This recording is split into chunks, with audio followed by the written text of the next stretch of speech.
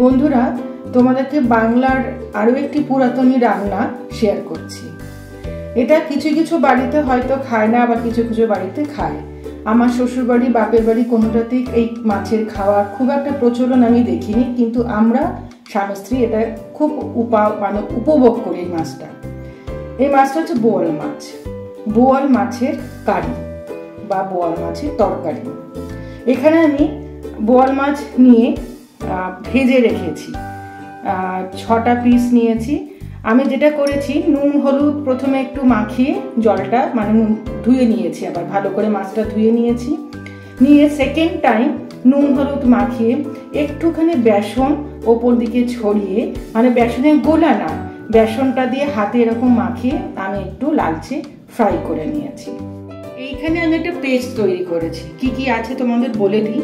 সর্ষে আছে, পোস্ত আছে, তার সঙ্গে আদা আছে, লঙ্কা আছে, আর রসুন আছে। সর্ষে আর পোস্ত সম পরিমাণ নিয়েছি, অর্থাৎ বড় চামচের 3 টেবিল চামচ। আদা নিয়েছি 2 টেবিল চামচ কুচি করে। লঙ্কা একটু ঝাল ঝাল, একটু ঝাঁঝ হবে রান্নাটা। লঙ্কা নিয়েছি 4টে বড় লঙ্কা, আর রসুন নিয়েছি 6টা। রসুনটা আমরা খুব পছন্দ করি, আর এই রান্নার সঙ্গেও যায়। তোমরা যদি কেউ চাও রসুনটা অ্যাভয়েড করতে পারো, যদি পছন্দ করো আমাদের মতন, তাহলে রসুন দিয়েই করবে। আমি বাদাম তেলে প্রথমে মাছটাকে ফ্রাই করেছি। কড়াই যে তেলটা দেখছো এরকম কালার, আমি মাছটা বেসনে একটু মাখিয়ে নিয়ে, গোলা নয়, বারবারই বলছি, গোলা নয়, একটু হাতে মাখিয়ে নিয়ে আমি ফ্রাই করেছি। এটা কিন্তু বাদাম তেল। এইবারে আমি সর্ষে, পোস্ত, আদা, লঙ্কা, রসুনের যে পেস্টটা বানিয়েছি সেটা দিয়ে দেব। খুবই উপাদেয় রান্না, খেতেও খুব ভালো লাগে। একটু ঝাল এবং ঝাঁঝ দুটোই হয়।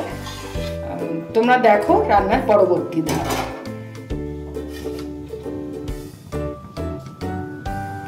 তেলটা গরমের জন্য আমি একটু অপেক্ষা করছিলাম। তোমাদের একটা কথা বলি, অনেকের এটাতে আষ্টে গন্ধ লাগে। তো আষ্টে গন্ধ যদি লাগে তাহলে একটু লেবুর রস দিয়েও ধুয়ে নিতে পারো। আমাদের খুব একটা অসুবিধা হয় না, তাই আমি লেবুর রস মাখাইনি। আর একটা কথা হচ্ছে, এটা একটু তৈলাক্ত মাছ, আঁশ কম, আঁশ নেই বললেই চলে। যারা খেতে চাও, রান্না করতে চাও, তাদের কথা বলছি। ভীষণ ছেটে, তো এটা যদি বেসন মাখিয়ে নাও তাহলে খুব একটা ছিটবে না, ফাটবে না যাকে বলে। এটা নানা রকম ভাবে কিন্তু রান্না হয়, আমি একরকম ভাবে তোমাদের দেখাচ্ছি।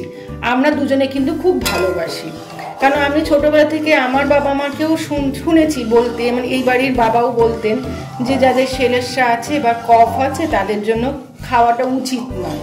তো আমাদের দুই বাড়ির কোনো বাড়িতেই আমি দেখিনি, কিন্তু আমরা একটু খাদ্য রসিক দুজনেই।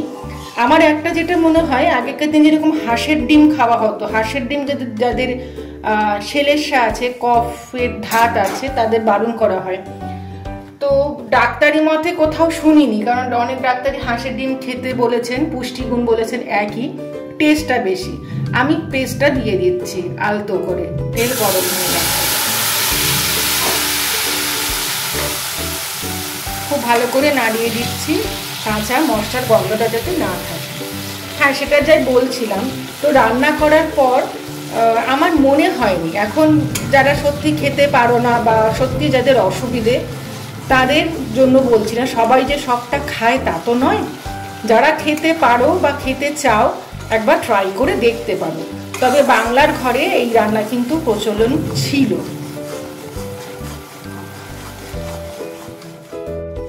আমার মশলা কষানো হয়ে গেছে, এবার আমি আস্তে আস্তে মাছগুলো দিয়ে দিচ্ছি।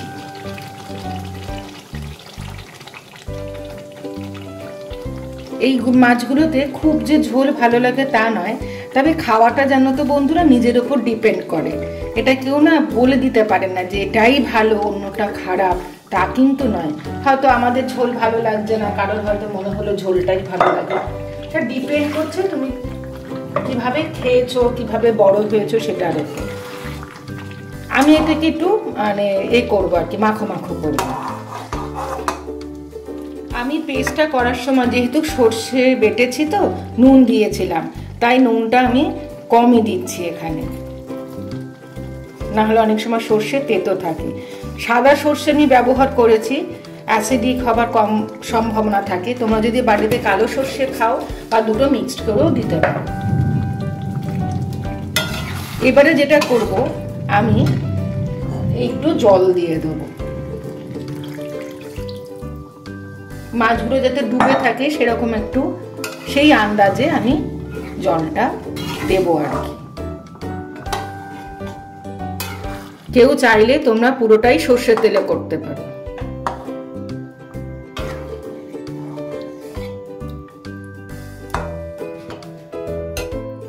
আমি জলটা এরকম দিয়েছি, তবে এতটা তো থাকবে না, আর একটু কম হবে।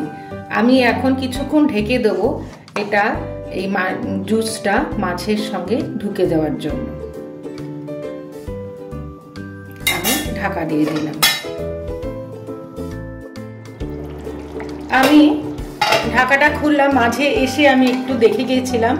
আমি এইরকম গ্রেভি রাখছি, কেউ চাইলে আরও টানিয়ে নিতে পারো, এটা ভাত দিয়েই খাবার জন্য উপযুক্ত। কেউ আরও গা মাখা মাখা করতে পারো, কেউ চাইলে টমেটো কেটে দিতে পারো, টমেটো কেচাপ দিতে পারো, ধনেপাতা দিতে পারো। আমি এসবে কোনোটাই দিচ্ছি না, দিলে কিন্তু খেতে আরও ভালো লাগবে। মোটামুটি আমার বোয়ালের কারি তৈরি। আমি সবার শেষে কিন্তু আমি যেটা যে কন্টেনারে আমি দেবো সেখানে আমি একটু কাঁচা সর্ষের তেল ঢেলে দেবো। তোমরা অবশ্যই বলো তোমাদের রান্নাটা কিরকম লেগেছে। লঙ্কা দিয়েছি আলাদা করে, আর এই আমি সর্ষের তেল ছড়িয়ে দিচ্ছি, দিয়ে ঢাকনা দিয়ে দেব।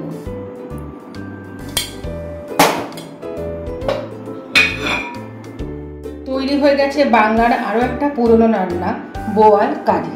তোমরা বন্ধুরা অবশ্যই বলবে তোমাদের এই রান্নাটা কেমন লেগেছে।